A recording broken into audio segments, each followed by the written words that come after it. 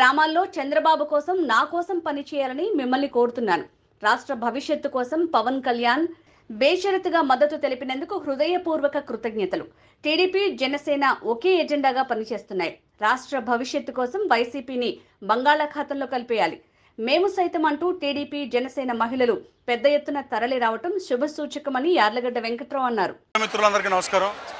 ఈరోజు గన్నవరంలో తెలుగు మహిళా సమావేశం చాలా పెద్ద ఎత్తున జరిగిన ఈ కార్యక్రమాన్ని మీరు టెలికాస్ట్ చేసినందుకు మీ అందరికీ నా హృదయపూర్వక నమస్కారాలు తెలియజేస్తున్నా.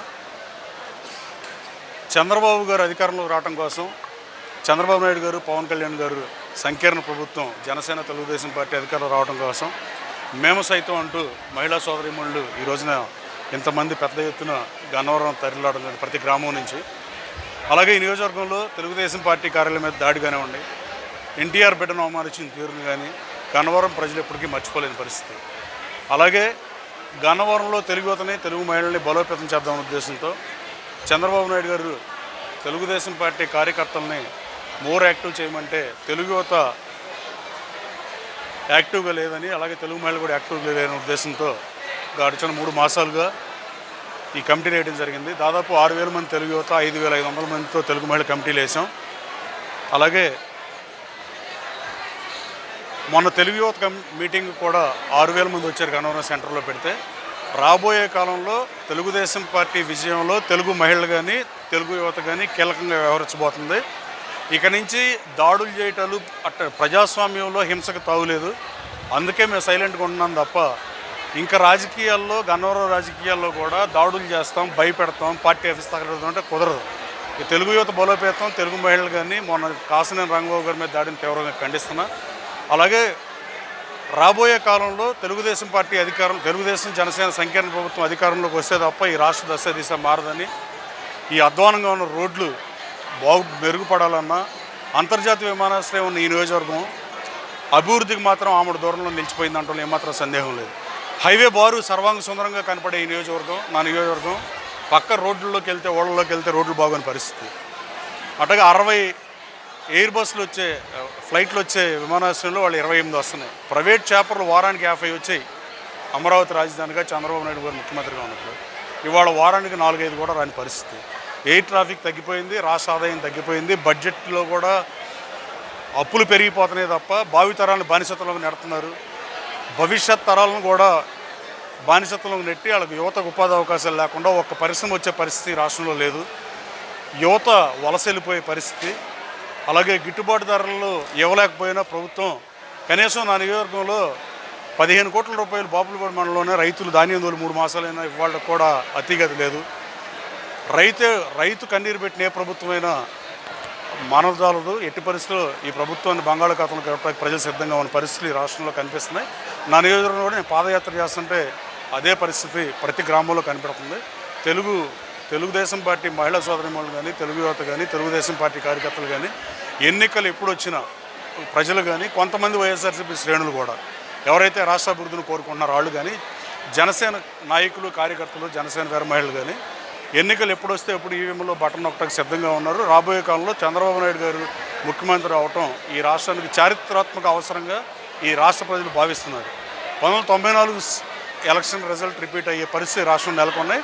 రాబోయే కాలంలో వైఎస్ఆర్ కాంగ్రెస్ పార్టీకి ప్రధాన ప్రతిపక్ష హోదా దక్కుద్దా లేదా అనేది ఒకటే చూడాలి. అలాగే ఈ నియోజకవర్గంలో అక్రమ మైనింగ్ చేసిన వాళ్ళు ఎవరిని వదిలిపెట్టే ప్రసక్తే లేదు. నియోజకవర్గాన్ని అభివృద్ధి చేసి మల్లవల్లి పారిశ్రామిక కారిడార్ని అభివృద్ధి చేస్తే 30,000 మంది ఉద్యోగాలు, ఉపాధి అవకాశాలు వచ్చే పరిస్థితి ఉంది. నన్ను అవకాశం ఇచ్చి ఆశీర్వదిస్తే నేను శాసనసభ్యుడిని అయితే గన్నవరం నుంచి ఆ మల్లవల్లి పారిశ్రామిక కారిడార్లో యువతకు 30,000 మందికి ప్రత్యక్ష పరోక్ష ఉపాధి కల్పించే పరిస్థితికి పనిచేస్తా తప్ప ఈ కొండల గుట్ల తోటకు నేను రాజకీయాల్లోకి రాలా. అలాగే కేడీసీసీ బ్యాంక్ని నెంబర్ 1 స్థానంలో నిలబెట్టే 12 మాసాలు నాకు చైర్మన్ పదవి ఇస్తే ఈ గన్నవరం నియోజకవర్గాన్ని మోడల్ నియోజకవర్గంగా రాష్ట్రంలో నెంబర్ 1 నియోజకవర్గంగా నిలబడతాంట్లో ఏమాత్రం సందేహం లేదు. చంద్రబాబు గారిని కూడా నేను కుప్పంగానే బాగా చూడాలి సార్ అని అడిగే, ఇటు పరిస్థితి ఆయన చూస్తానన్నారు. రాబోయే కాలంలో ఈ నియోజకవర్గ దశ దిశ మార్చేస్తాం, రూపురేఖలు మార్చేస్తాం. అంతే తప్ప ఈ కొండలు మాయం చేయటువంటి పనికిమాలిన పనులు చేయం. గొడవలు పెట్టుకుని ఎదురాళ్ళ పార్టీల ఆఫీసులు తగలెట్టి మహిళా సోదరీమణులను అవమానించే పరిస్థితులు జుగుప్సాకరం. చట్టసభల్లో 33% రిజర్వేషన్లు కావాలని ఆక్రోశించే రాజకీయ పార్టీలు ఎన్టీఆర్ బిడ్డని అవమానించడం ఎంత దారుణం రాజకీయ పార్టీలు కూడా ఆలోచించాలి. ఈ రాష్ట్ర ముఖ్యమంత్రి ఆ రోజు శాసనసభలో దాన్ని ఖండించుంటే ముఖ్యమంత్రి హైటే పెరిగేది, ముఖ్యమంత్రికి మంచి పేరున వచ్చేది. కనీసం జరిగిన తప్పును ఖండించానని చెబితే. కానీ తప్పని ఖండించినప్పుడు సినిమా డైలాగులో లాగా తప్పని ఖండిస్తే మనిషి తెచ్చాలి, దానికి ముఖ్యమంత్రి అవ్వాల్సిన అవసరం ఉందని నేను భావించట్లా. అట్లాగే గన్నవరం నియోజకవర్గ ప్రజలు ఎన్నికలు ఎప్పుడు వస్తాయో, తెలుగుదేశం పార్టీ జెండా ఎప్పుడు ఎగరద్దామని చూస్తున్నారు.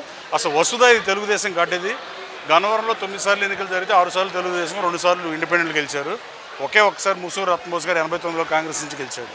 ఆ 2 ఇండిపెండెంట్లు కూడా కాంగ్రెస్ పార్టీని చంపేశారు. గజా రామ్మోహన్ అని ఆయన తెలుగుదేశం రెబల్గా పోటీ చేసిన తెలుగుదేశం ఓట్లు తెలుగుదేశంకే పడినాయి, కాంగ్రెస్ ఓట్లన్నీ ఆయనకి ట్రాన్స్ఫర్ అయినాయి.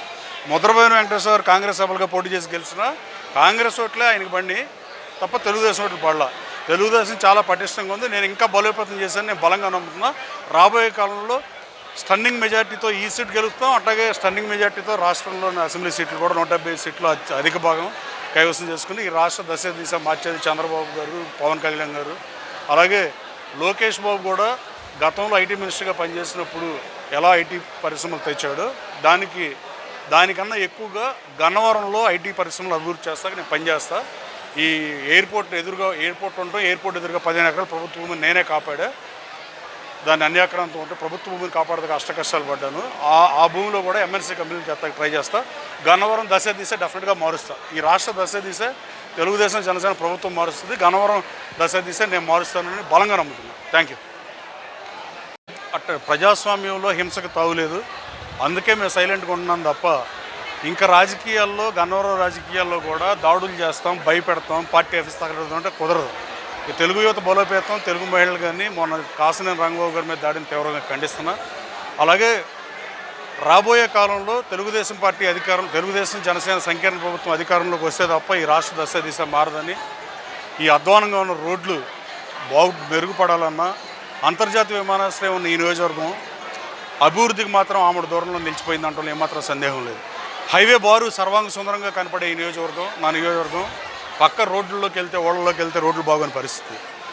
అట్లాగే 60 ఎయిర్ బస్సులు ఫ్లైట్లు వచ్చే విమానాశ్రయంలో వాళ్ళు 28 వస్తున్నాయి. ప్రైవేట్ చేపర్లు వారానికి 50 వచ్చాయి. అమరావతి రాజధానిగా చంద్రబాబు నాయుడు గారు ముఖ్యమంత్రిగా ఉన్నప్పుడు ఇవాళ వారానికి 4-5 కూడా రాని పరిస్థితి. ఎయిర్ ట్రాఫిక్ తగ్గిపోయింది, రాష్ట్ర ఆదాయం తగ్గిపోయింది. బడ్జెట్లో కూడా అప్పులు పెరిగిపోతున్నాయి తప్ప భావితరాలను బానిసత్వంలోకి నెడుతున్నారు. భవిష్యత్ తరాలను కూడా బానిసత్వంలోకి నెట్టి వాళ్ళకి యువతకు ఉపాధి అవకాశాలు లేకుండా ఒక్క పరిశ్రమ వచ్చే పరిస్థితి రాష్ట్రంలో లేదు. యువత వలస వెళ్ళిపోయే పరిస్థితి. అలాగే గిట్టుబాటు ధరలు ఇవ్వలేకపోయినా ప్రభుత్వం కనీసం నా నియోజకవర్గంలో 15 కోట్ల రూపాయలు బాపులపాడు మండలంలోనే రైతులు ధాన్యం తోలు 3 మాసాలైనా ఇవాళ కూడా అతిగతి లేదు. రైతు కన్నీరు పెట్టిన ఏ ప్రభుత్వమైనా మానవజాలదు. ఎట్టి పరిస్థితుల్లో ఈ ప్రభుత్వాన్ని బంగాళాఖాతంలో గడపడానికి ప్రజలు సిద్ధంగా ఉన్న పరిస్థితులు ఈ రాష్ట్రంలో కనిపిస్తున్నాయి. నా నియోజకవర్గంలో కూడా నేను పాదయాత్ర చేస్తుంటే అదే పరిస్థితి ప్రతి గ్రామంలో కనిపెడుతుంది. తెలుగుదేశం పార్టీ మహిళా సోదరిమణులు కానీ, తెలుగు యువత కానీ, తెలుగుదేశం పార్టీ కార్యకర్తలు కానీ, ఎన్నికలు ఎప్పుడు వచ్చినా ప్రజలు కానీ, కొంతమంది వైఎస్ఆర్సీపీ శ్రేణులు కూడా ఎవరైతే రాష్ట్ర అభివృద్ధిని కోరుకుంటున్నారో వాళ్ళు కానీ, జనసేన నాయకులు కార్యకర్తలు, జనసేన వీర మహిళలు కానీ ఎన్నికలు ఎప్పుడు వస్తే ఎప్పుడు ఈవీఎంలో బటన్ నొక్కడానికి సిద్ధంగా ఉన్నారు. రాబోయే కాలంలో చంద్రబాబు నాయుడు గారు ముఖ్యమంత్రి అవటం ఈ రాష్ట్రానికి చారిత్రాత్మక అవసరంగా ఈ రాష్ట్ర ప్రజలు భావిస్తున్నారు.